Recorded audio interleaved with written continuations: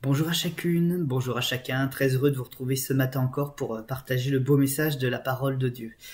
Il y a un thème qui est un thème de circonstance que j'ai l'habitude de traiter et de retraiter une fois de temps en temps, selon aussi la direction du Saint-Esprit, surtout selon la direction du Saint-Esprit. Et c'est cette question-ci, Dieu entend-il et reçoit-il véritablement ma prière? C'est vrai qu'il y a depuis quelques jours un sujet de tristesse. On a entendu parler de réouverture d'église, mais quand nous avons vu la liste des contraintes qui nous étaient données, eh bien, il y a eu comme un vertige et je crois une forme de déception. Et nous savons aussi, dans les temps de réouverture, notamment comme ceux qui vont se faire, qu'il y a aussi une autre forme encore et d'attente et de déception, c'est celle de réaliser que les choses ont bougé, qu'elles ne sont plus aussi belles qu'elles l'étaient avant, parce qu'il y a un temps de reconstruction, il y a un temps de redémarrage, il y a un temps où les problèmes n'ont pas encore complètement disparu, il faudra continuer de faire encore un peu avec, pas de chant, peut-être pas de louanges et d'engouement, comme nous avons pu parfois l'avoir dans certaines de nos églises, il va falloir de la sagesse. Et je crois que certains seront peut-être aussi un peu déçus, mais il faut lutter contre toutes ces pensées, et comme toutes les pensées d'ailleurs négatives, il faut apprendre à les amener captives aux pieds de Jésus, afin qu'il puisse vaincre ces pensées tristes et qu'il les remplace par la joie qu'il nous donne de nous savoir dans son plan quoi qu'il arrive, d'être rempli du Saint-Esprit, surtout de la joie de notre salut. Notre joie est de savoir que notre nom est écrit dans le livre de vie. Alors, c'est vrai que nous avons le droit d'être tristes, ou nous avons le droit d'appréhender, mais en tout cas, nous n'avons pas le droit de baisser les bras, parce que notre Dieu est un Dieu de victoire, et il veut nous emmener avec lui dans sa victoire. Elle est d'ailleurs magnifiquement décrite dans une expression de Colossiens, où le Seigneur avance sur son char, et qu'il emmène derrière lui tous ses ennemis vaincus pour les montrer à la foule qui l'acclame, parce qu'il rentre en vainqueur. Et nous ne sommes pas, nous, dans la foule vaincue, nous sommes à ses côtés, j'allais même dire avec lui sur son char de vainqueur. Alors, laissons-nous porter non pas par nos forces, non pas par nos attentes, mais parce que Christ a encore envie de faire et qu'il va faire avec chacune de nos vies et avec nos églises. En attendant, je vous propose qu'on puisse incliner nos fronts pour prier, mais pour prier dans le sens de préparer nos cœurs, afin que le Seigneur puisse vraiment les toucher, les fortifier et les renouveler, que sa gloire soit dans cette première œuvre, ce matin, au milieu de ce message, avec ce message, nous inclinons notre front. Merci Seigneur notre Dieu pour ta bonté, merci pour ta grâce et merci parce que nous savons que nous pouvons encore nous attendre à une chose, c'est à la complète victoire sur toutes nos tristesses, nos peines, nos adversaires. Ce matin Seigneur, nous venons te louer, te célébrer. Nous ne le faisons pas par redite, nous ne le faisons pas par habitude, mais parce que nous savons qu'au pied de Jésus, tout est renouvelé, tout est nouveau. Et aujourd'hui, nous venons dans un jour nouveau, nous venons dans une victoire nouvelle. Nous venons avec un cœur qui est ce qu'il est, mais qui va ressortir transformé, rafraîchi, consolé et visité par l'action d'un Seigneur puissant. Nous n'avons pas besoin d'une multitude de réunions, mais nous avons besoin de l'abondance, de l'amour de Jésus, son approbation sur nos vies. Alors Seigneur, ce matin, visite-nous avec puissance, console-nous, prépare à la rentrée, et puis Seigneur, fais-nous justice. Ce sera pour nous la plus grande des consolations. Sois notre justice, sois notre avocat, sois notre défense, sois Seigneur notre grâce. Amen. Voilà, je vais vous inviter sans plus tarder à aller vers la parole de Dieu afin de pouvoir l'ouvrir, la lire tous ensemble. Et c'est dans le second livre des Rois, au chapitre 19, les versets 1 à 20, que j'aimerais faire une lecture à vous. C'est une lecture qui est, on va dire, moyennement longue. Ce n'est pas non plus une très longue lecture, mais on va prendre le temps de la faire. 2 Rois, chapitre 19, du verset 1er jusqu'au verset 20. Lorsque le roi Ézéchias eut entendu cela, il déchira ses vêtements, se couvrit d'un sac et alla dans la maison de l'Éternel. Il envoya Eliakim, chef de la maison du roi, Shebna, le secrétaire, et les plus anciens des sacrificateurs, couverts de sacs, vers Ésaïe le prophète, fils d'Amoz. Et ils lui dirent, ainsi parle Ézéchias, ce jour est un jour d'angoisse, de châtiment et d'opprobre, car les enfants sont près de sortir du sein maternel, et il n'y a point de force pour l'enfantement. Peut-être l'Éternel, ton Dieu, a-t-il entendu toutes les paroles de Rabshakeh, le roi d'Assyrie, son maître, a envoyé pour insulter le Dieu vivant, et peut-être l'Éternel, ton Dieu, exercera-t-il ses châtiments à cause des paroles qu'il a entendues. Fais donc monter une prière pour le reste qui subsiste encore. Les serviteurs du roi Ézéchias allèrent donc auprès d'Ésaïe, et Ésaïe leur dit, « Voici ce que vous direz à votre maître. Ainsi parle l'Éternel, ne t'effraie point des paroles que tu as entendues, et par lesquelles m'ont outragé les serviteurs du roi d'Assyrie. Je vais mettre en lui un esprit tel que, sur une nouvelle qu'il recevra, il retournera dans son pays, et je le ferai tomber par l'épée dans son pays. » Rabshakeh, s'étant retiré, trouva le roi d'Assyrie qui attaquait Libna, car il y avait appris son départ de Lakhis. Alors le roi d'Assyrie reçut une nouvelle au sujet de Tirhaka, roi d'Éthiopie.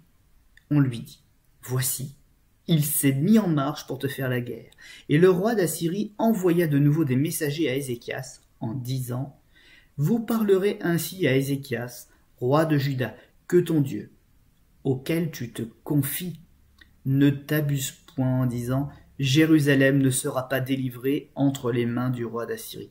Voici, tu as appris ce qu'ont fait les rois d'Assyrie à tous les pays et comment ils les ont détruits. Et toi, tu serais délivré. Les dieux des nations de mes pères ont détruites. Les dieux des nations que mes pères ont détruites, les ont-ils délivrés? Gozan, Charan, Retsef et les fils d'Éden qui sont à Télassar. Où sont les rois de Hamath, le roi d'Arpad et le roi de la ville de Sepharvaïm, d'Ena et d'Iva? Ézéchias prit la lettre de la main des messagers et la lut. Puis il monta à la maison de l'Éternel et la déploya devant l'Éternel, à qui il adressa cette prière. Éternel, Dieu d'Israël, assis sur les chérubins, c'est toi qui es le seul Dieu de tous les royaumes de la terre. C'est toi qui as fait les cieux et la terre. Éternel, incline ton oreille et écoute. Éternel, ouvre tes yeux et regarde. Entends les paroles de Sanchérib qui a envoyé Rabshakeh pour insulter le Dieu vivant.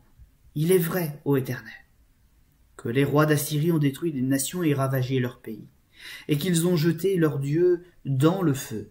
Mais ce n'était point des dieux, c'étaient des ouvrages de main d'homme, du bois, de la pierre, et ils les ont réduits à rien. Maintenant, Éternel notre Dieu, délivre-nous de la main de Sanchérib, et que tous les royaumes de la terre sachent que toi seul es Dieu, ô Éternel.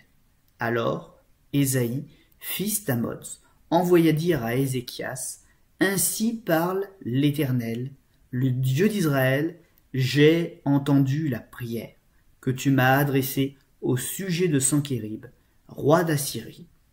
Amen. Les nouvelles et les mauvaises nouvelles font partie de la vie de tous. Certaines nouvelles nous concernent personnellement, d'autres s'adressent à des régions, à des nations, et même certaines à la terre entière. Et en ce moment, nous sommes face à une nouvelle qui gagne la terre entière, cette épidémie qui est quasi généralisée, et puis localement, il y a des nouvelles selon la sensibilité des pays, de leur gouvernement, et peut-être aussi du niveau sanitaire capable d'être géré par chaque pays. Nous avons reçu, nous, nos nouvelles. Elles sont ce qu'elles sont, nous ne pourrons pas les changer, mais par la grâce, nous pouvons les déposer aux pieds de Jésus pour en faire quelque chose de positif. L'adversaire aurait bien aimé fermer définitivement les églises. Force est de constater que les chrétiens ont réagi par la foi et par l'unité et qu'ils se sont mobilisés d'autres manières tout en respectant les autorités. Aujourd'hui, la frontière est encore repoussée pour l'œuvre du diable. Il a encore été repoussé dans ses retranchements. Nous allons très prochainement retrouver au moins une de nos réunions. Et mes frères et sœurs, très bientôt, je le crois, nous reprendrons tout simplement une vie, peut-être pas exactement comme elle l'était avant, mais en tout cas une vie normal. Et je crois que la force qui sera la nôtre à la sortie de cette épreuve, eh bien, ce sera d'avoir gagné en unité, en foi, en amour, en consécration. Nos progrès, ceux que nous avons faits en nous tenant sur nos genoux, dans la prière, en nous retrouvant, en prenant des nouvelles par les réseaux sociaux, par le téléphone, par tout simplement peut-être aussi le courrier papier. Toutes ces choses vont maintenant pouvoir dévoiler les fruits qu'ils ont préparés. Ces fruits sont maintenant à maturité et nous allons voir des choses extraordinaires. Par contre, je suis convaincu d'une chose, c'est que ces choses, nous ne les verrons pas directement dans les églises. Je crois que ces fruits ont poussé un petit peu partout. Vous connaissez ce proverbe de l'Écriture qui, peut-être parfois énigmatique, mais nous allons le réexpliquer ensemble. Jette ton pain à la surface de l'eau, et avec le temps, tu le retrouveras. Qu'est-ce que ça peut bien vouloir dire? Si j'ai du pain, je le mange. C'est comme ça qu'il me fait du bien. Eh bien non. L'expression est une expression qui vient justement du Moyen-Orient et puis aussi donc de l'Égypte. Et le pain, en fait, ce n'est pas le pain directement, mais c'est la semence par laquelle le blé et l'orge poussent. Et cette semence, on l'a jetée à une période bien particulière pour que eh bien, le fleuve, le Nil en Égypte, emmène tout au long de son cours les semences. Et puis, alors que le Nil était dans sa période de crue et qu'il débordait, la semence, véhiculée de manière presque automatique et parfois même totalement incontrôlable, c'était quelque part un acte de foi des agriculteurs, quoique empreint d'une grande sagesse. Et toutes ces graines étaient envoyées partout, où le Nil pouvait déborder. Nous avons semé par le grand fleuve qu'est le Saint-Esprit, avec nos messages, avec nos coups de téléphone, avec nos témoignages, avec nos prières. Et le Saint-Esprit s'est répandu. Nous ne l'avons pas vu, mais nous avons compris que nous étions dans une saison particulière. Et je crois que c'était la saison de la montée abondante des eaux pour pouvoir voir une récolte très prochainement apparaître au grand jour. Et quand ce Nil donc, ce fleuve déborde, il y a ensuite une période où on ne voit pas grand-chose. Mais la réalité, c'est que les graines sont parties partout. Elles sont entrées dans le sol. Et puis arrive une période ensuite de sécheresse. On a l'impression qu'il n'y a plus rien. Il n'y a plus d'eau. Il ne reste qu'un filet dans le cours du fleuve. Et puis on se dit, bah voilà, tout est mort. C'est une période difficile. Sauf qu'après, reviennent la période des vents et des pluies, et tout ce qui était à l'abri sous cette terre d'apparence stérile, déserte, va se mettre à pousser d'un coup, et des champs qui n'ont pas été semés directement vont apparaître partout, et la désolation va devenir une plaine et des plateaux verdoyants. Et c'est là qu'après avoir semé et affronté les larmes du temps qui a suivi, la sécheresse, nous pourrons récolter avec chant d'allégresse. Il est extraordinaire de pouvoir récolter ce que notre main n'a à peine semé, voire même pas du tout semé. Peut-être que nous récolterons ce qu'une autre église a fait. Peut-être que ce que nous-mêmes nous avons fait s'est répandu au-delà de ce que nous avons pu imaginer et que des petites églises qui étaient en prière, qui étaient prêtes à fermer, verront arriver eh bien, des familles entières, poussées par le message de l'Évangile qu'aura traversé la France ou les frontières, et que ces personnes, derrière leur écran, à la recherche de Dieu, à la recherche de réponses, vont maintenant se rapprocher de la petite église qui est juste à côté de chez eux. Il en est de même pour les grandes églises. Chacun, j'en suis convaincu, recevra quelque chose. Mais nous ne devons pas nous focaliser seulement sur le bâtiment, sur l'église, sur nos acquis. Nous devons continuer d'avoir une pensée élargie et de répandre avec fidélité la parole de Dieu partout et de tous les moyens dont nous pourrons le faire, à condition bien sûr que ces moyens soient à la gloire du Seigneur. Tout est possible, comme disait Paul, et il le répète 3 fois avec même une métaphore. Tout est possible, maintenant tout n'est pas forcément utile, et nous pensons aussi à ne pas faire du mal à ceux qui ne comprendraient pas certaines démarches, même parfois nous nous retenons sur certaines démarches. N'empêche que l'amour et le feu qui sont en nous produiront de bons fruits. Si nous le faisons pour le Seigneur, nous glorifions le Seigneur, et le Seigneur verra des âmes arriver pour son royaume. Le premier point que j'aimerais aborder avec chacun d'entre nous, c'est celui-ci, une âme qui a soif et qui a soif de réponse. Je crois que c'est une mentalité qui est très importante, et nous devons croire, nous ne devons pas perdre la foi dans cette pensée-là. il y a des âmes qui ont soif, il y a des âmes qui sont véritablement prêtes encore aujourd'hui à se donner au Seigneur. Ça ne veut pas dire que ce sera facile, mais en tout cas aujourd'hui il y a une chose qui va nous aider. Oui, c'est bizarre, mais véritablement nous aider, c'est que on va voir la différence entre ceux qui maudissent Dieu et ceux qui le cherchent véritablement. Ce sera donc un affrontement clair ou une entrée claire dans le royaume de Dieu. C'est vrai que ça peut faire peur d'être aussi tranché, mais je crois que eh bien ça va nous aider. Ceux qui sont vraiment hostiles à Dieu, tout de suite, nous pourrons les mettre de côté. C'est au Saint-Esprit de les convaincre, hein, ce n'est pas à nous. Mais en tout cas, nous leur aurons témoigné, et ils seront maintenant responsables de ce qu'ils auront reçu, de cet appel de Dieu qu'ils auront entendu au travers de notre bouche, mais ce ne sera plus notre responsabilité. Ézéchiel le disait, Paul a repris les mots d'Ézéchiel. Après leur avoir témoigné, je suis libre du sang de tous ces hommes. Si je ne leur avais pas parlé, je serais coupable. Si je n'avais rien tenté, je serais coupable. Mais maintenant que je l'ai fait, c'est leur responsabilité. Ils sont à nouveau responsables de leur vie, de leur destinée éternelle. Et puis de l'autre côté, eh bien, il y a ceux qui auront cherché et qui feront leurs premières expériences. Et la première, ils la feront avec vous, mes amis.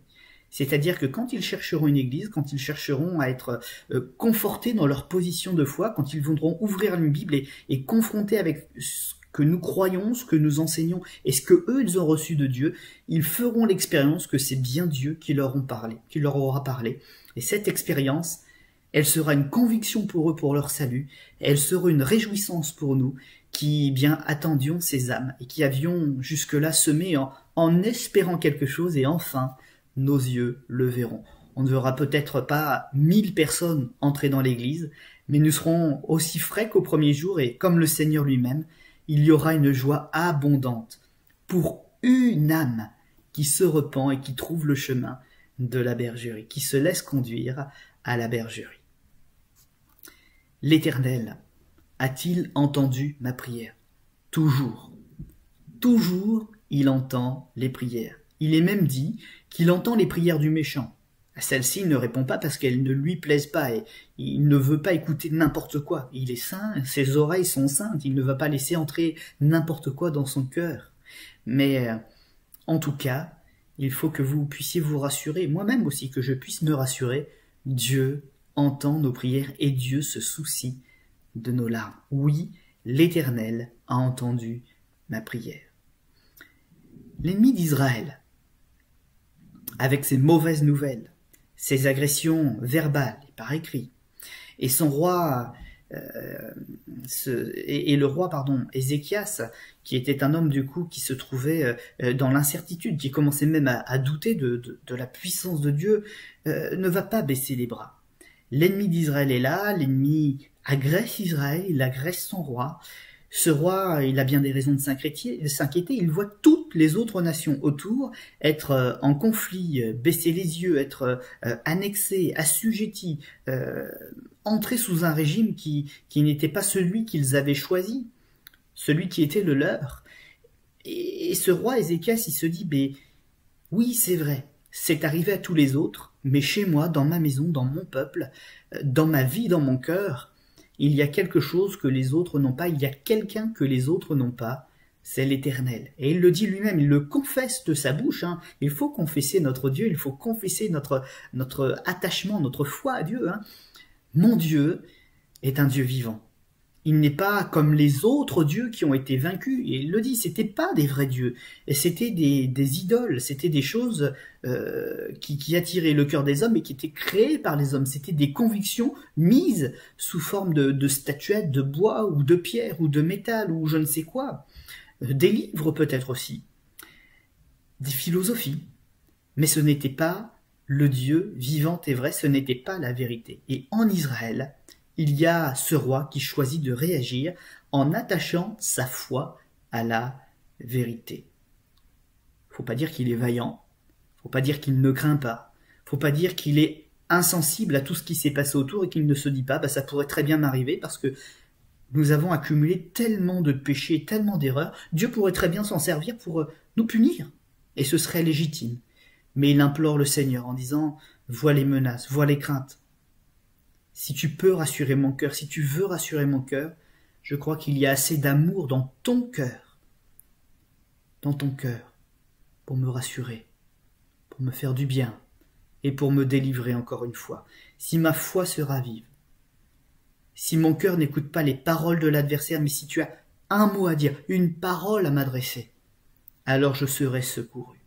Voilà ce qu'il pense. C'est peut-être difficile, il est en lutte contre son propre cœur. Il aimerait que son cœur arrête de lui dire « Aie peur, crains, cache-toi. Tu es le roi, tu seras le premier attaqué. » Il aimerait se cacher. Mais il se dit « Il y a un peuple à sauver, je me tiendrai à ma place. » Et la chose à faire, c'est d'abord de crier à l'Éternel.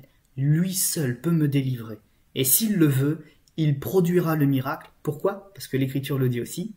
Par ceux qu'il m'aime. Mon frère, ma sœur, ton Dieu entend ta prière, c'est pas parce qu'il est Dieu, c'est avant tout parce qu'il t'a créé et qu'il t'aime. Il se soucie de toi. Et il n'en a pas fini avec ta vie, ni avec la nôtre d'ailleurs. La crainte, le doute, céder à l'intimidation, voilà le glaive, l'arme puissante et bien aiguisée de l'adversaire qui essaye de nous séparer de Dieu et de nous amener à une erreur fatale. Ézéchias, homme de foi, réformateur de son temps, n'est pas complètement donc en paix par rapport à la situation. Même moi, en tant que pasteur, je vais vous dire que je ne suis pas toujours en paix. Pas toujours en paix. Il y a une réalité, il y a une maladie. Elle pourrait m'attaquer moi, ce serait une chose, mais elle pourrait attaquer mon épouse, elle pourrait attaquer mes enfants, elle pourrait attaquer les autres membres de ma famille. Et cela me ferait peut-être même encore plus de peine et m'atteindrait encore bien davantage. Nous ne sommes que des hommes, nous ne devons pas présumer de nos forces, ni de notre foi. Mais nous devons accepter notre faiblesse et la déposer aux pieds du Seigneur et renouveler notre foi. Ça, c'est ce que nous pouvons faire et c'est ce que nous devons faire. Dès qu'une nouvelle parole est rapportée à Ézéchias, dès qu'une nouvelle parvient jusqu'à lui de la part de son adversaire, il tremble de peur et il envoie des messagers récupérer les réponses. Et en même temps qu'il a les réponses et qu'il les voit, il se dit mais il y a la parole de Dieu et il envoie les messages vers le prophète Ésaïe. C'est aussi une chose que nous faisons parfois. Parfois, on a l'impression que nous devons informer Dieu de la situation. Nous avons besoin de le faire. Ce n'est donc pas quelque chose de stupide ou d'idiot, bien que ce ne soit pas, en fin de compte, efficace, puisque Dieu est le Tout-Puissant. Mais Dieu ne rejettera jamais ni un de nos courriers, ni une de nos requêtes, ni une de nos prières. Nous n'avons pas besoin de l'informer, mais il nous laisse faire ce genre de choses parce qu'il sait que cela nous fait du bien et que dans une certaine mesure cela nous rassure aussi d'avoir pu dire, exprimer ce que nous avons à dire et à exprimer. Ayons donc de la patience pour les plus faibles qui ressassent un petit peu la circonstance, pour ceux qui sont attristés de la circonstance, et nous-mêmes réalisons que nous sommes face à la même agression, nous n'avons pas peut-être la même façon de l'exprimer ou le même besoin, les mêmes attentes, mais il y a une faiblesse aussi en nous à laquelle nous devons faire bien attention. Nous ne devons pas hâter la reprise des églises si véritablement l'église, les frères et sœurs et nous-mêmes ne sommes pas en paix. Mais si nous sommes tous en paix, cela n'empêche pas non plus que nous ne devons pas aller trop vite parce que le problème est encore réel. C'est à Dieu. C'est à Dieu qu'il faut tout remettre et c'est Dieu qui va le résoudre. Déjà, nous avons pu retrouver une grande part de notre liberté. Déjà, certaines réunions vont pouvoir reprendre. Eh bien, commençons déjà par être reconnaissants au Seigneur qu'il l'a fait pour nous. Tout aurait pu être fermé. La voix du peuple ne pas être entendue quand on disait « réouvrez les lieux de culte ». Mais la voix est entendue. Peut-être pas aussi largement qu'on aurait souhaité qu'elle le soit, mais la Bible dit que il incline le cœur des rois dans sa main. C'est comme de l'eau, il en fait ce qu'il veut. Et le Seigneur, mes frères et sœurs, l'a fait pour nous. Ne minimisons pas le combat que l'Éternel a mené pour nous. Et il ira jusqu'au bout, je peux vous l'assurer. Il ira jusqu'au bout. Que constatons-nous dans le texte que nous avons lu? Ézéchias Est-il resté sans réponse? Non. L'Éternel l'a laissé réfléchir, l'a laissé faire ses démarches, et quand la menace a été vraiment violente, l'Éternel a prouvé qu'il entendait et qu'il avait déjà préparé un plan. Vous savez, le Seigneur est toujours à l'heure, il n'est jamais en retard. Ayons confiance aussi dans le timing de Dieu. Il y a des choses que nous ne voyons pas encore. Si le Seigneur n'a pas ouvert pleinement la porte, c'est pas qu'il est impuissant ou qu'il est limité, mais c'est parce qu'il y a d'autres choses qu'il voit déjà dans l'avenir et que nous n'avons même pas le pouvoir de percevoir ni de ressentir. Ayons confiance dans le timing de Dieu. Dieu s'est-il lassé de répondre? Non, mais il a répondu avec force, précision, et il n'a pas multiplié les vaines paroles comme un homme peut le faire. Quand il dit oui, c'est oui, quand il dit non, c'est non, quand il dit d'attendre, il faut attendre. Mais quand Dieu demande d'attendre, c'est qu'il a prévu aussi le moment où il dira « Maintenant, allez-y, foncez, le chemin est ouvert, la voie est tracée, mon guide fidèle marche à vos côtés, il vous donne la cadence, la direction, il vous ouvrira les portes qui sont maintenant à votre portée. » L'Éternel s'est-il lassé de le retrouver tous les jours? Non, l'Éternel a été patient. La patience de Dieu est notre salut. C'est ce qui est écrit dans Pierre. Croyez que la patience de Dieu est votre salut. Tous les jours, toutes les heures à pleurer pour le même problème, bien non.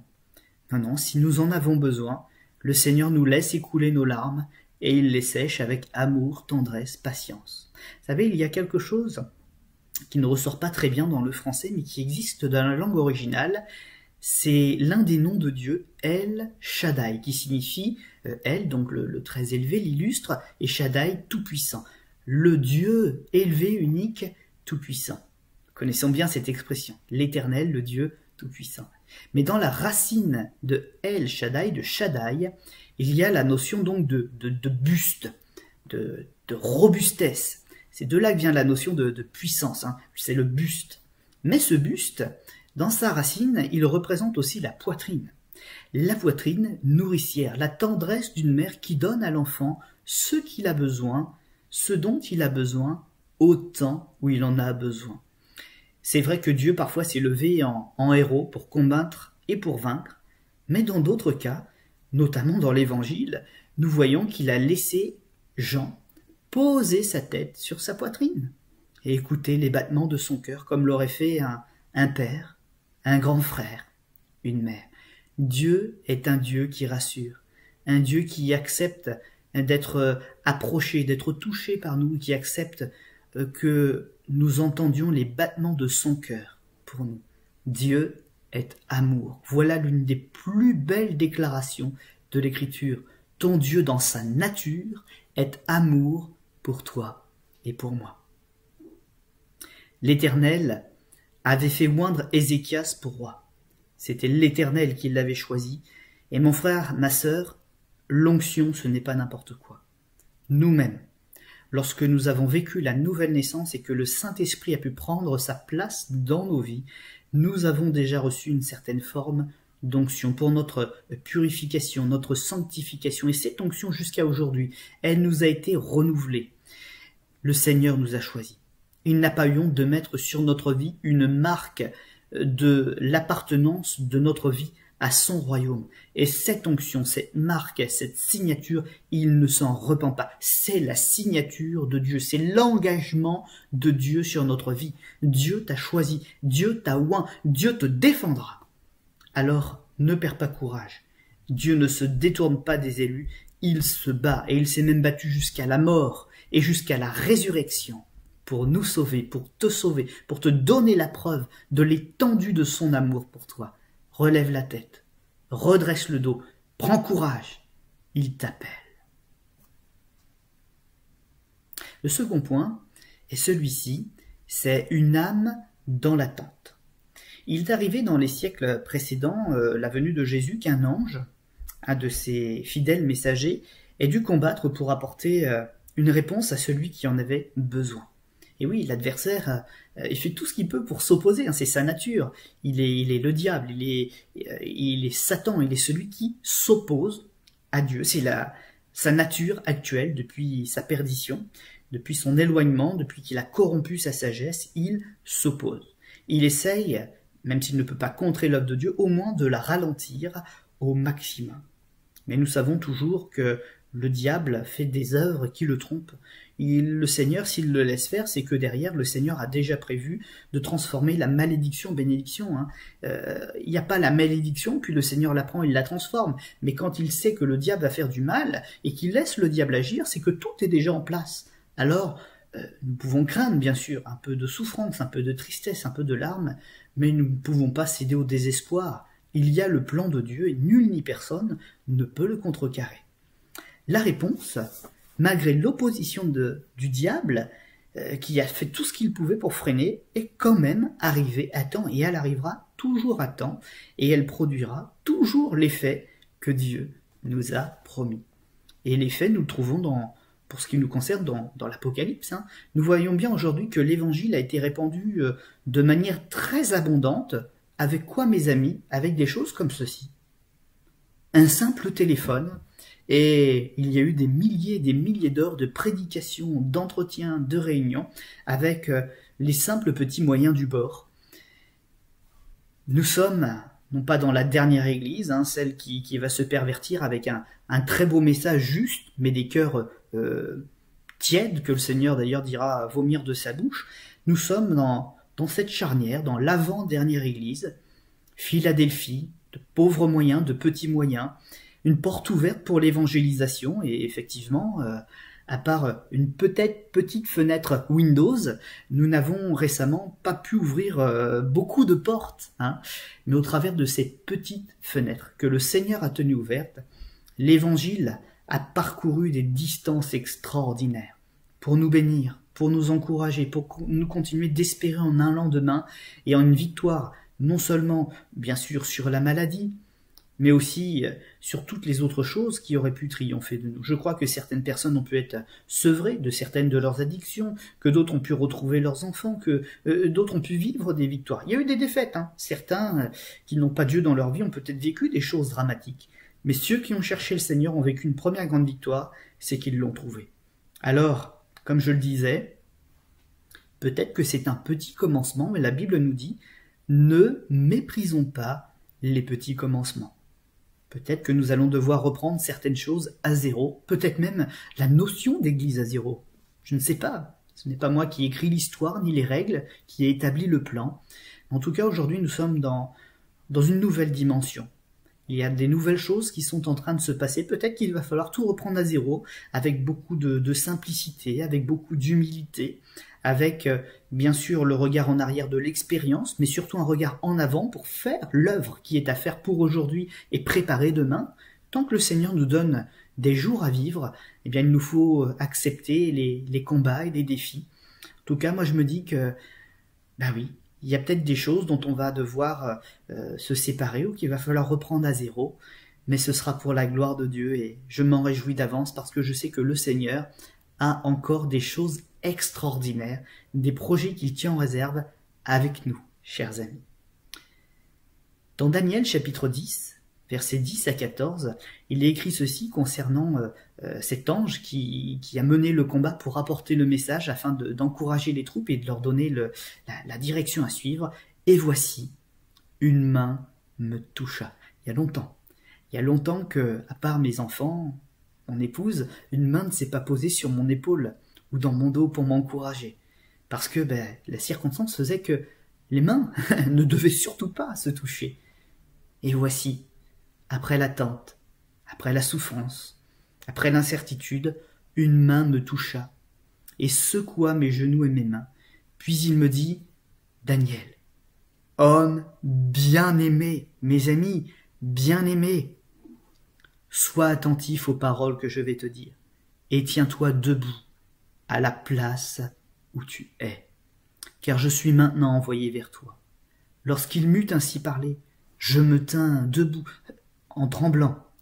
Il me dit, « Daniel, ne crains rien, car dès le premier jour où tu as eu à cœur de comprendre et de t'humilier devant ton Dieu, tes paroles ont été entendues, et c'est à cause de tes paroles je viens. Le chef du royaume de Perse m'a résisté 21 jours. Mais voici, Michael, l'un des principaux chefs, est venu à mon secours, et je suis demeuré là, auprès des rois de Perse. Je viens maintenant pour te faire connaître ce qui doit arriver à ton peuple dans la suite des temps, car la vision concerne encore ces temps-là. Mes amis, vous avez entendu? La vision concerne encore ces temps que nous avons à vivre. L'Église n'est pas morte. Nos enseignements ne sont pas morts. Le travail que nous avons fait n'est pas vain puisqu'il a été fait par et dans le Seigneur. La vision concerne encore ces temps-là. Une seule prière sincère déclenche la réaction immédiate de notre Dieu. C'est ce que ce texte a lu. La réponse a eu du temps, m'a mis du temps à venir à cause de l'opposition. Et donc Daniel, pendant ce temps-là, il a peut-être répété sa prière, il prie encore, il prie encore, il prie encore. Mais dès la première fois, le Seigneur était en train de répondre. Il arrive parfois que des obstacles doivent être vaincus avant la réponse. Mais ces obstacles vaincus font partie de la réponse. Pour que cet ange, ce messager de Dieu, vienne et dise ce qui lui avait été confié, il fallait que la porte soit également ouverte pour que Daniel puisse mettre en pratique la vision qui lui était révélée. Rien n'arrive par hasard. Même le méchant a son utilité. Le jour du malheur a son utilité. On ne le découvre pas sur l'instant puisqu'il s'oppose. Mais une fois que le malheur est passé, que la victoire est prise, nous comprenons l'étendue du plan de Dieu et jusqu'où il pouvait nous bénir. Oui, il a laissé l'adversaire se déchaîner pour nous bénir au-delà de ce qui aurait pu être fait sans l'adversité. Béni soit le Seigneur, comme disait un vieux cantique, pour les épreuves de la vie. Quand nous les acceptons et que nous les combattons donc spirituellement, car la victoire est au peuple de Dieu. À quoi servirait-il à un homme d'avoir une réponse qu'il ne peut pas mettre en pratique? À rien. Notre Dieu n'est pas le Dieu des impasses, mais des portes qui s'ouvrent au bon moment, et elles se referment devant les adversaires. C'est ce que nous avons vu avec Moïse et la mer qui s'est ouverte. La mer s'est ouverte.